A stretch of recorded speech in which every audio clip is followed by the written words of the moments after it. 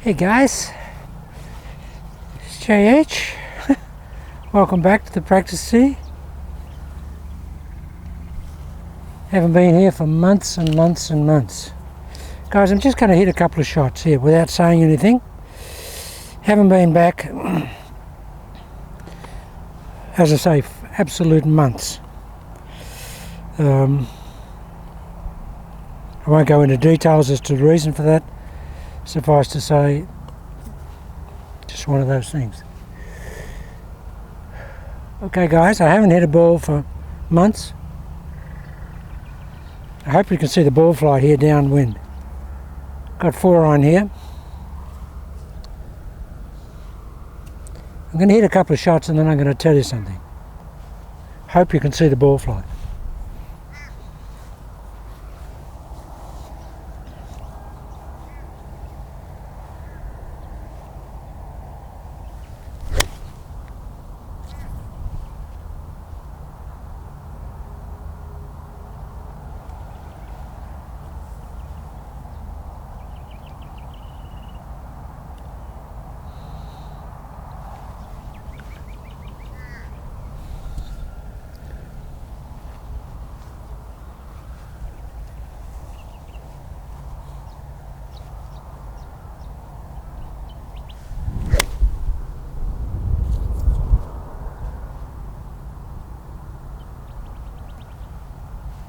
Guys, we've got about a 35k wind into us, crosshead wind. And it's a cold one.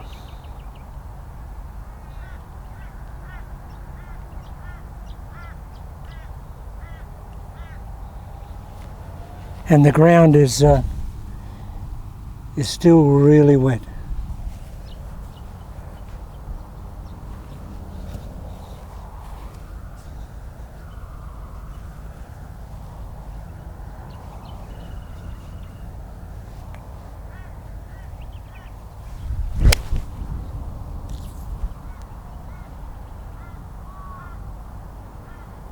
Okay, guys, they're the first 3 shots I've hit for months, probably since April. The reason I can do that is because I have a set of protocols that I have embedded in me, and I just regurgitate them and I just go through them. And there's 3 or 4 or 5 things that I think about on my way here and when I'm over the ball. And I never forget them. They're the same things all the time. And that's why I can basically have such a long break and come out and hit shots that are basically the same as as before when I was hitting shots months ago. Now,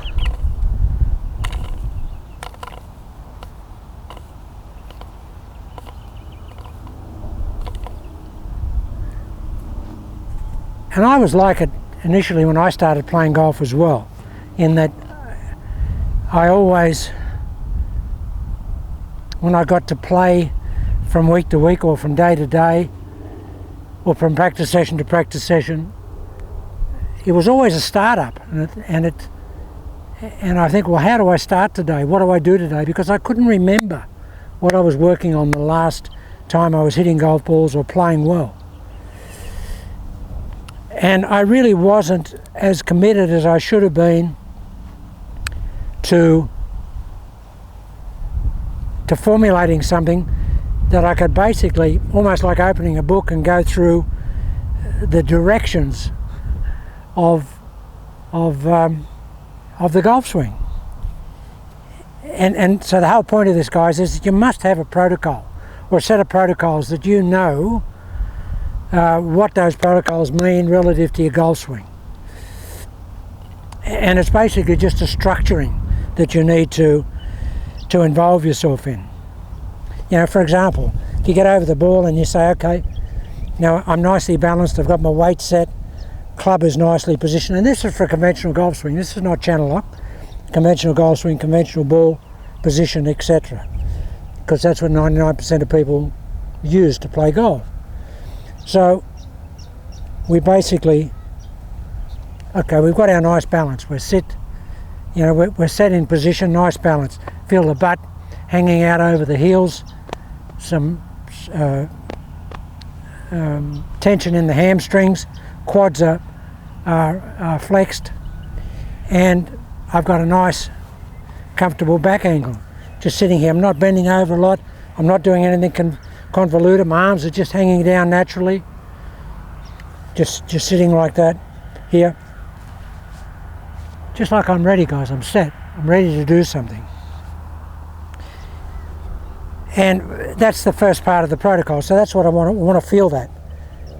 The second part of the protocol for me is that I want to make sure that my pivot in my golf swing is geometrically consistent.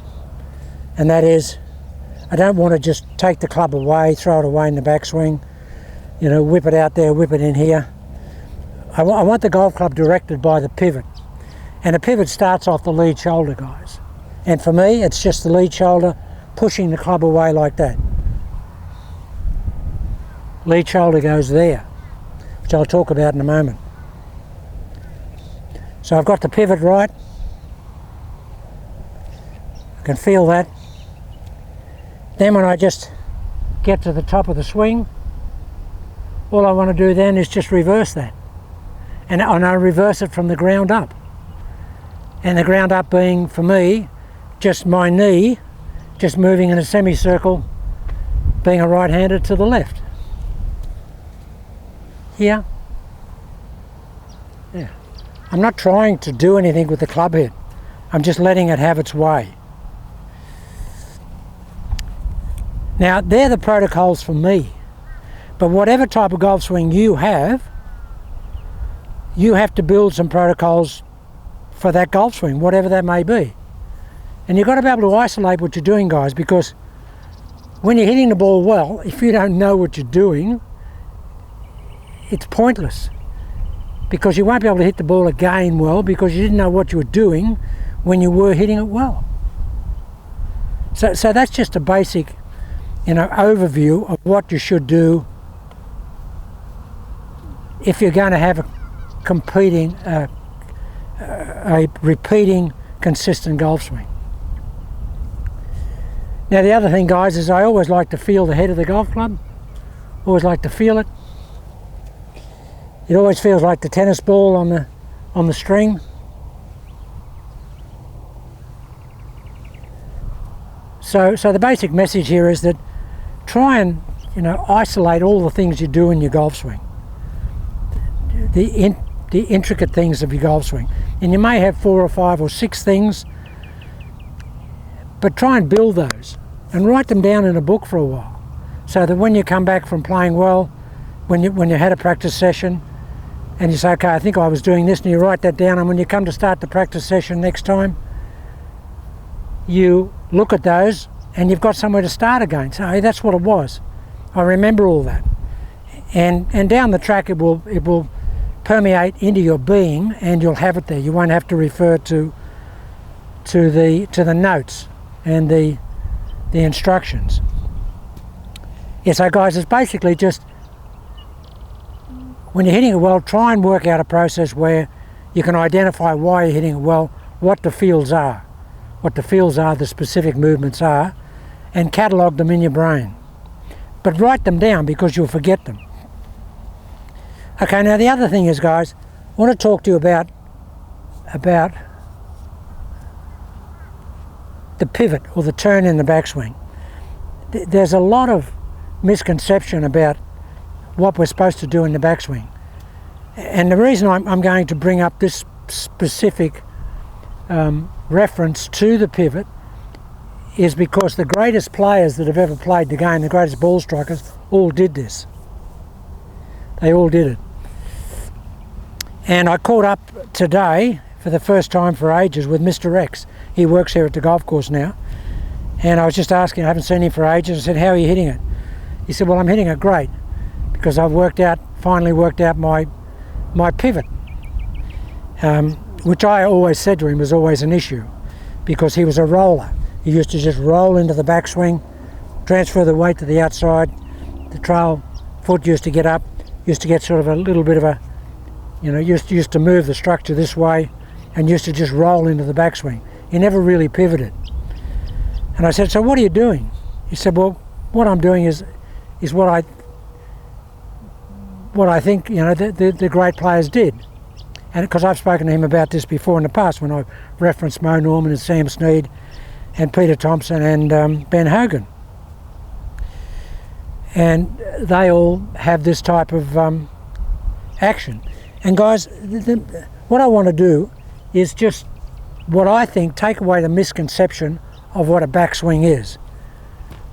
Most people just think it's you just turn your shoulders like this, you just roll into the backswing, you roll that left shoulder over here in the backswing, turn the trail shoulder behind us, and that's a backswing. That's a backswing turn. But that's not a pivot. That's a backswing rolling turn. What the great players did was that they didn't take their shoulder there like that. They took their lead shoulder that way. They went there. And Hogan did it graphically, and so did Sam Snead, and so did Mo Norman. And if you look at those guys from behind, they look like this because of the type of pivot. Like a normal rolling back swing or back turn will look like that, where the weight sort of moves across here and it's loaded in out here like that. They didn't do that. They did this. They look like this. And if you look at pictures of Hogan from behind or Snead, you'll see it graphically illustrated. And they look like this at the top of the backswing. That leg is straight. This one is bent in. Lead shoulder is pointing out there. Here. Because that's a proper pivot, guys. It's this. As I take, the shoulder goes out there. Yeah. Now that'll, unless you're a student of the game and someone that really understands the principles of the biomechanics in the golf swing, 90% of people would say, oh, JH, that's a reverse pivot. That's a reverse pivot. That's a correct pivot. Here. Lead knee goes in here. Trail leg straightens. Lead shoulder goes there. And if you look at Hogan and Snead and Mo Norman, particularly if you can see them from behind, that's what they look like. Peter Thompson did too.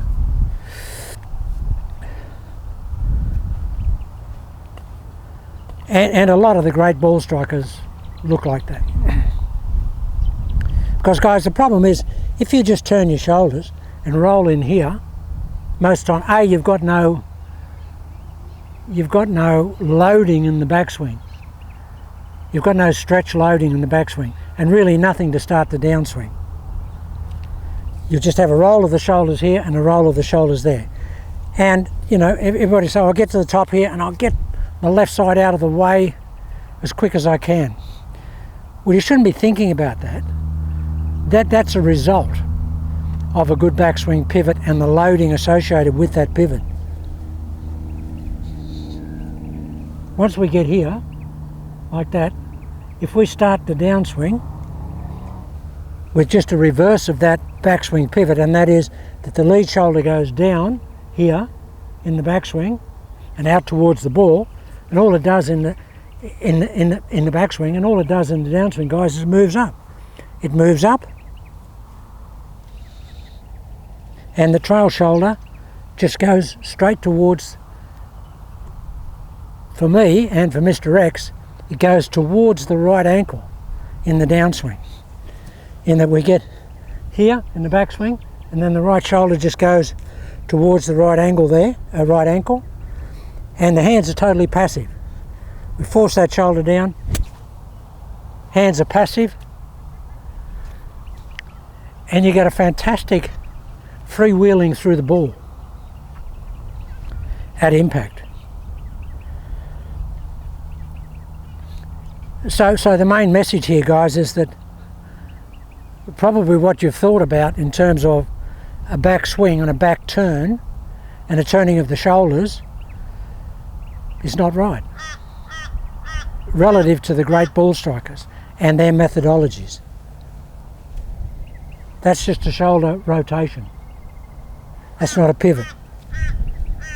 That's a pivot. Here. Now, I haven't gone this way. All I've done is I've been tangential with the weight shift. The weight's gone into my trail side rump and into the back of my trail knee and the heel, and I've had a distribution of mass moving in that direction there. Here.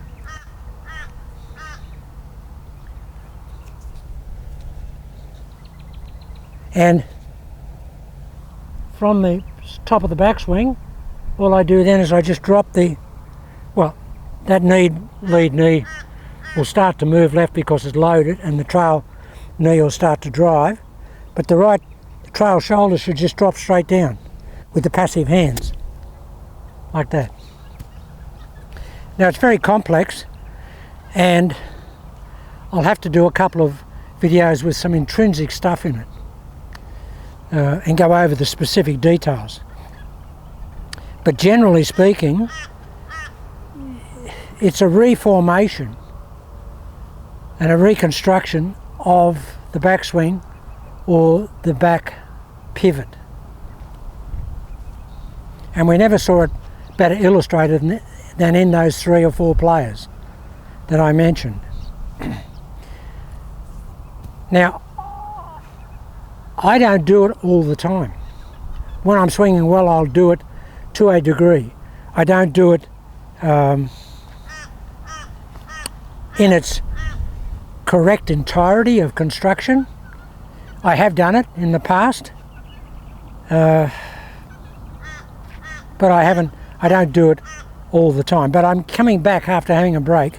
I'm going to try and reconstitute my ball striking and try and build my golf swing back to what I think is optimum structural mechanics. So, guys, I only hit those couple of shots there. Got a 4-iron here. I just hit a couple of shots up here. The wind now is coming straight across here, the out of bounds fence there. So I'll just hit it up this out of bounds fence. And this will be what, the 4th shot in 4 months. So I'm trying to reconstitute this thought process of that pivot. So it's not going to look like it because I haven't done it for so long. But both Mr. X and myself, and we may be able to do a couple of sessions if he can get some time off, and we'll go through this because he's hitting it unbelievably well. His swing doesn't look like his old swing. Looks nothing like it. Just looks like Sam Snead. If I'd seen him today swinging and I hadn't been here for a while and I was over there, because I can see his swing a couple of 100 yards away and know it's him, but if I'd have seen him from over there, I'd say that that's not Clint, because Mr. X doesn't swing like that. All right. So let's see if we can do it. Now the other thing, guys, is that as you go out with that pivot, we've got to try and keep some pressure on the upper arms, on the upper body. Here, when we go back. Now the pivot is basically going to fire the arms back. We're not going to pull it back with the hands. We're going to push it back with the pivot.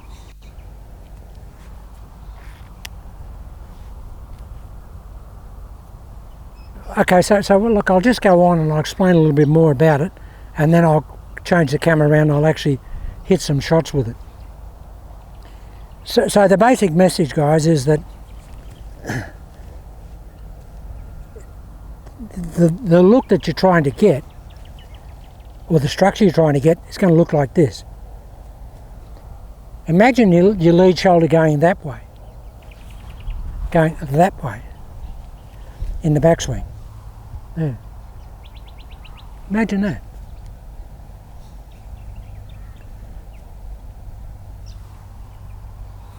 Instead of this. I feel enormous pressure and tension in my buttock, here and lower back when I do that.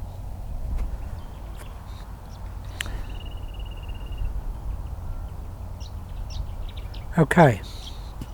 All right, well that's the basic explanation of what I want to do and want to talk about and want to extrapolate on going forward.